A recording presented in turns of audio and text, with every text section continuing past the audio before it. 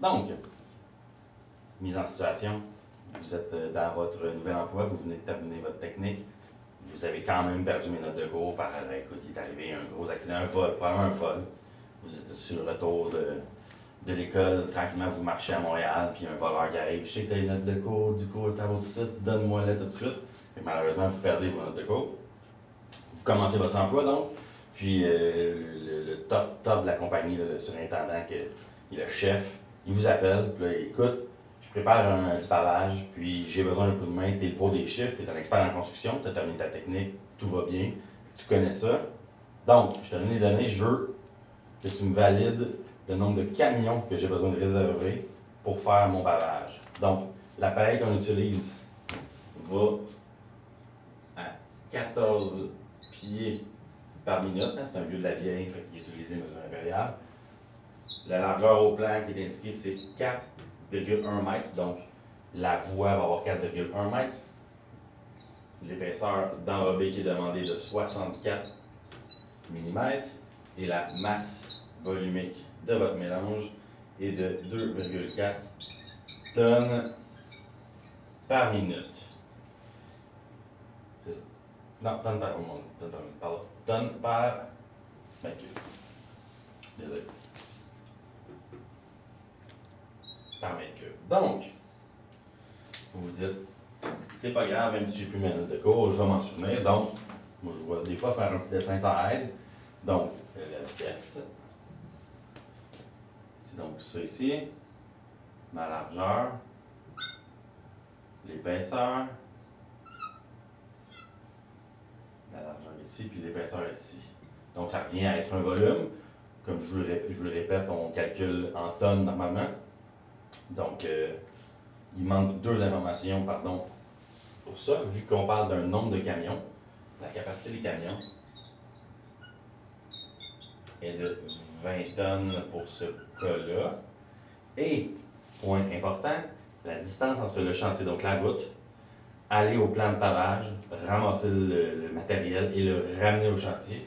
Donc, le temps de transport est de 20 minutes. C'est bon? Donc, facile. 14 pieds par minute. Attends un peu, c'est assez loin. Là. 14 pieds par minute. C'était quoi déjà l'unité? Je me souviens pas, mais tout le reste c'est en métrique, donc on va transférer en métrique. J'ai le droit de faire x1 tant que je fais x1 de chaque côté. Pieds par mètre, oh mon dieu, je me souviens pas non plus. Hein? On se souvient. Mais par contre, je me souviens que j'ai des pieds ici, puis j'ai des pouces, puis je sais qu'un pied c'est 12 pouces. Ça si vous avez un doute, prenez un galon mesuré, vous pouvez le voir dessus. 12 pouces, c'est un pied. Donc, 14 pieds par minute. Mes pieds vont s'annuler. Si je fais 14 fois 12, ça va donner 168 pouces par minute. D'accord? Maintenant, je prends mon 168 pouces par minute. Je ne suis pas encore dans un métrique. Par contre, le seul que je le sais, je vais avoir mes pouces et mes millimètres. Donc, 1 pouce, c'est 25,4 mm. Donc, 168 fois 25,4, ça va me donner 4267,2. Donc, mes pouces s'annulent. C'est donc des millimètres fois des minutes. D'accord? Donc, 4,2672 mètres par minute. Parfait. Donc, j'ai ma vitesse, 4,2672 mètres par minute, fois ma largeur, 4,1 mètres, fois mon épaisseur, 64 mm, fois la masse volumique, 2,4 tonnes par mètre cube. Tout ça, fois ça, fois ça, fois ça, va me donner, c'est ça, 2687,3 mètres carrés, millimètres, tonnes, minutes, mètres cubes. Donc, je divise par 1000 ou je fais fois 1000? On se souvient pas, on n'est pas sûr. C'est fois 1. Les millimètres sont en bas, les millimètres sont en haut. 1 mètre, 1000 millimètres. Donc, je divise par 1000. Ça va donc me donner 2,687,3 millimètres, millimètre, mètre carré, mètre, mètre cube. Donc, il me reste des tonnes par minute. Tonnes par minute. Bon. Maintenant, ça veut dire quoi tout ça? Ça veut dire que j'ai besoin d'amener à l'équipement pour qu'il continue à produire 2,6873 tonnes par minute. Maintenant, on voulait savoir le nombre de camions qu'on avait à réserver.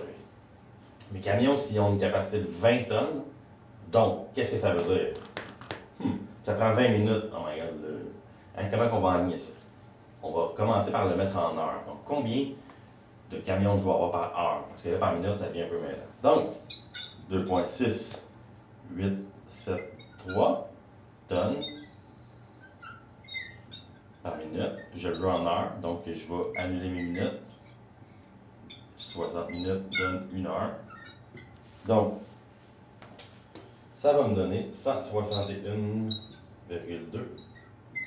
tonnes par heure. Fait que je peux tout de suite dire à mon plan d'asphalte, si c'est des informations qu'ils vont avoir besoin, que je vais avoir besoin de 161 tonnes par heure. Maintenant, c'est moi qui fournis les camions. Donc, comment je vais faire ça?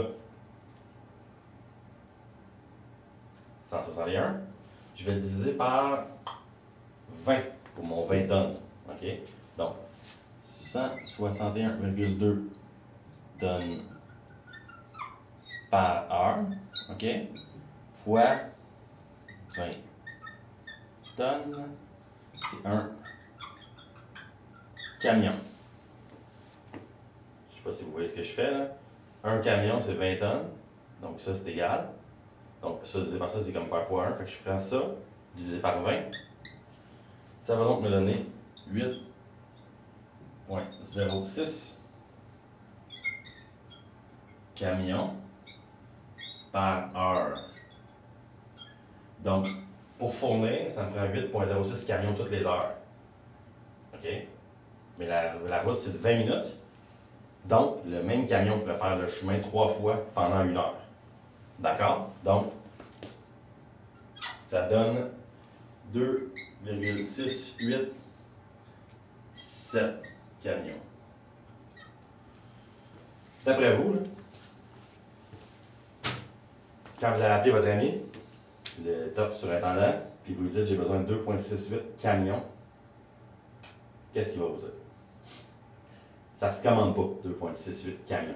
Par contre, ce qu'il risque de vous dire, puis là vous n'aurez pas besoin d'y demander parce que vous allez le savoir, une équipe de pavage, là, il y a facilement 12-15 personnes qui travaillent autour, là, avec l'équipement qui coûte une fortune et tout ça.